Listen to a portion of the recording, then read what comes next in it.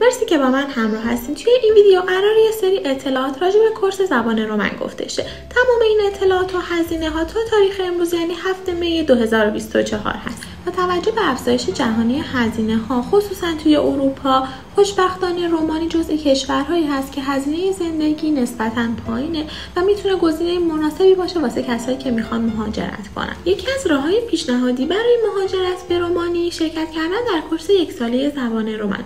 هزینه این دوره بستگی به دانشگاهی که از اون پذیرش میگیرید میتونه متغیر بین 2500 تا 3500 یورو باشه. نکته‌ای که بهش اشاره نمیشه و ممکنه دچار سردرگمی بشید ارائه دادن مدرک زبان انگلیسی به سفارت رومانی هست، چرا که بیس این دوره بر اساس زبان انگلیسی تدریس میشه. موضوع مهم برای کسایی که میخوان بعد از این دوره ادامه تحصیل بدن مرتبط بودن پذیرششون با پذیرش دوره آکادمی اونا هست.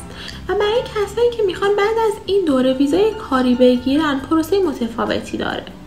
آخرین موضوعی که میخوام بهش اشاره کنم و خیلی هم سوال پرسیده بودید، گرفتن کارت اقامت برای خانواده هاتون از طریق ویزای شماست. همچین چیزی وجود نداره، اما شما میتونید با ارسال دعوتنامه واسه اونا ویزای همراه بگیرید و اونا حدوداً 2 تا 3 ماه میتونن توی رومانی اقامت داشته باشن.